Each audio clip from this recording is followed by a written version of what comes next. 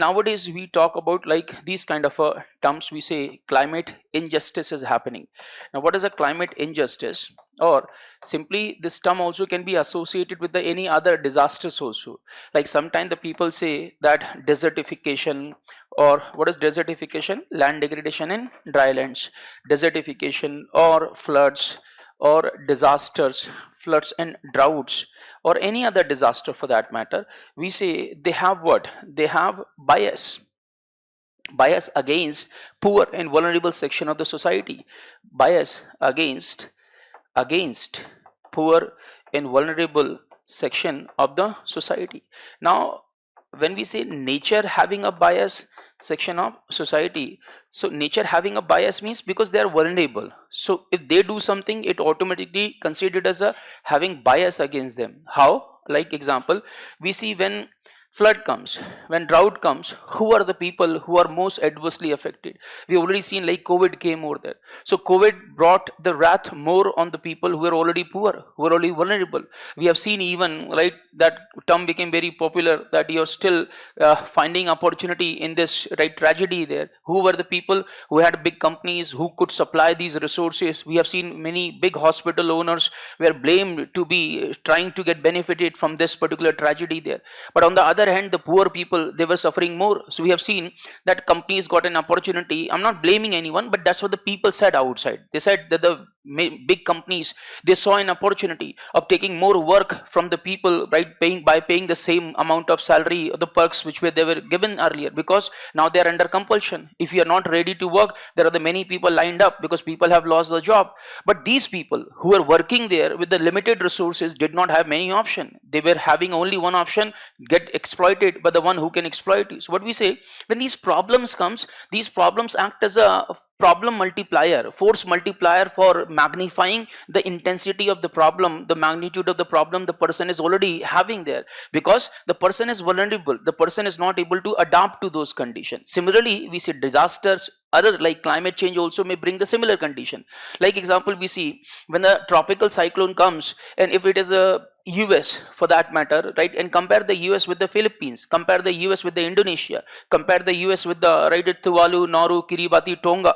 These countries, half of the country's infrastructure has immediately vanished, right? It goes, right? That's why, because they are not having that much of a capability. And A, they have a less resistance, B, they have a less resilience also. They're not able to recover back. Post recovery, recovery becomes very difficult.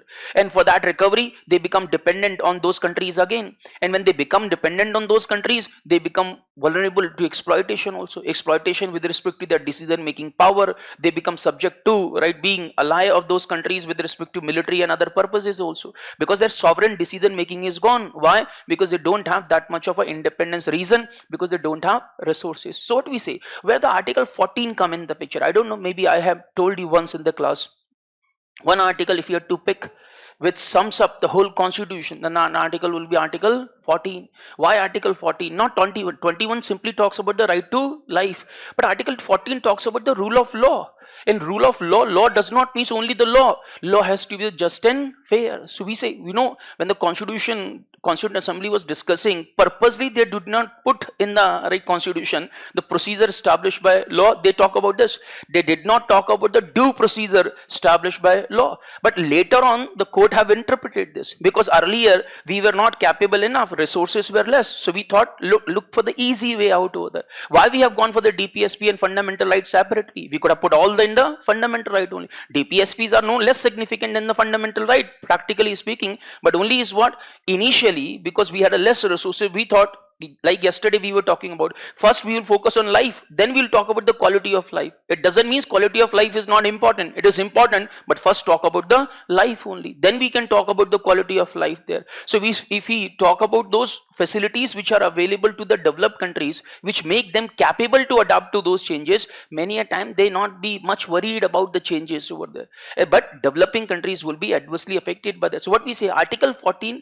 gives you that ability to fight for your rights. In what sense? I should not be discriminated over there. So if the flood comes, why these rich people are not migrating and why I am forced to migrate there? It means this flood is having a bias against me. The flood doesn't force them to migrate, but the flood force me to migrate over there. It means, remember, these kind of a situation creates an injustice over there. And what is the injustice? The person who suffers most is more often than not is least responsible for the problem, and the person who suffers most is also the person who's least capable to adapt to those changes. And number three, if he adapt to those changes, he has a limited resources, and now these resources may threaten his own survival, because either you go for the survival or you go for the being saved from those problems over there. So if you divert your resources, if India diverts the resources in the fight against the climate change, then what will happen to poverty? What will happen to hunger? So here the problems get magnified. So we say we have a problem either ways. Either we go this side, problem,